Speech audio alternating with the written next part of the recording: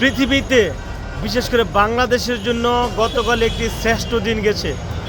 দেশনেত্রী বেগম খালেদা জিয়া যে সম্মান পেয়ে চিকিৎসার জন্য লন্ডনে যাচ্ছেন, সারা বিশ্ববাসী দেখেছে যে আরব আমিরাতের বিমান খালেদা জিয়ার জন্য এয়ারপোর্ট অপেক্ষা করতেছে এবং গুলশান থেকে এয়ারপোর্ট পর্যন্ত লক্ষ লক্ষ নেতা কর্মীরা তাকে এক নজর দেখতে এবং খালেদা জিয়াকে এয়ারপোর্টে এগিয়ে দিতে মানুষদের যে দীর্ঘ সারি, সেটি মনে হয় রাত্রে 11টা 12টা পর্যন্ত গিয়ে দাঁড়িয়েছে। এই যে মানুষের ভালোবাসার সম্মান, আল্লাহ তাআলা যাকে সম্মান দেন পৃথিবীর কেউ তাকে ব্যজ্যুতি করতে পারে না। অথচ এই শেখ হাসিনা খালেদা জিয়াকে হত্যা করার জন্য অকৌশলে অনেক চেষ্টা করেছে এবং খালেদা জিয়াকে বালুর ট্রাক দিয়ে আটকে রাখা থেকে শুরু করে মিথ্যা মামলা দিয়ে একটার পর একটা মিথ্যা মামলা দিয়ে তাকে বছরের পর বছর আটকে রাখা এবং জিয়া অরফানেজ এতিমের টাকা আত্মসাৎ করে খেয়েছে। এই কেসের সারা বিশ্বে বাজিয়ে শেখ হাসিনা যে ফায়দা নিতে চেয়েছিল, যে নোবেল প্রাইজ নিতে চাইছিল, সারা বিশ্ববাসী জানে যে এত বড় মিথ্যাবাদী প্রতারক আর হয় না। এই জন্য নোবেল তো পাইনি, বরঞ্চ ব্যর্জিত হয়েছে। আর খালেদা জিয়াকে মহান আল্লাহ তাআলা কি ইজ্জত কি সম্মান দিয়েছে সারা বিশ্ববাসী সেটি দেখেছে। আজকে লন্ডন থেকে শুরু করে সারা বিশ্বের মানুষ তাকিয়ে আছে এক নজরে দেশনেত্রী বেগম খালেদা জিয়ার জন্য এবং খালেদা জিয়ার সুস্থতা কামনা করছে। বিশেষ করে আগামী দিনে রাষ্ট্রনায়ক তারুণ্যের অহংকার জনাব তারেক রহমান এবং খালেদা জিয়া মা ছেলের 7 বছর পরে যে তাদের যে মিলিত হবে, এই মিলনের অনুভূতি দেখার জন্য সারা বিশ্ব প্রতীক্ষা করছে।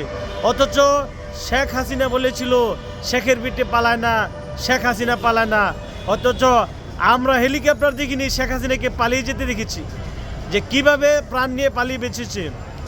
আজকে উবায়দুল কাদের বলেছিল আমি পালাই না, কিন্তু উবায়দুল কাদেরও পালিয়েছে। শুধু তাই নয়, আওয়ামী লীগের প্রত্যেকটি নেতাকর্মী এমপি মন্ত্রীরাও পালিয়েছে। আওয়ামী লীগের তাসের ঘর ভেঙে চুরমার হয়ে গেছে। অহংকার পতনের মূল।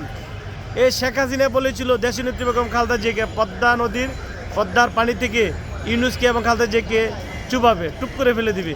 আজকে মহান আল্লাহ তাআলা দেশনেত্রী বেগম খালেদা জিয়াকে যে ইজ্জত সম্মান দিয়েছে তা পৃথিবীর ইতিহাসে নজির।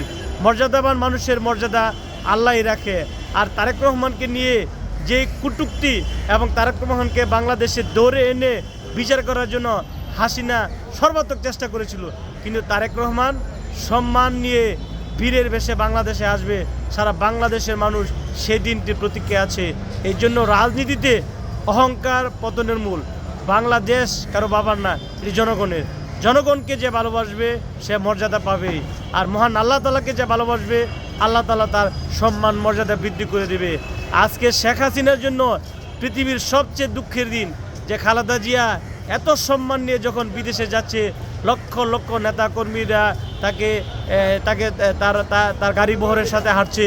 শেখ হাসিনার কলিজা ফেটে তার যে কি দুঃখ, কত কষ্ট দেশে পেয়েছে যে খালেদা জিয়াকে আমরা চিকিৎসা না দিয়ে হত্যা করতে চেয়েছিলাম। আর সেই খালেদা জিয়ার এত সম্মান এত মর্যাদা দেখে শেখ হাসিনা নিশ্চয়ই যে তার কলিজা ফেটে তার দুমড়ে মুচড়ে কেঁদেছে।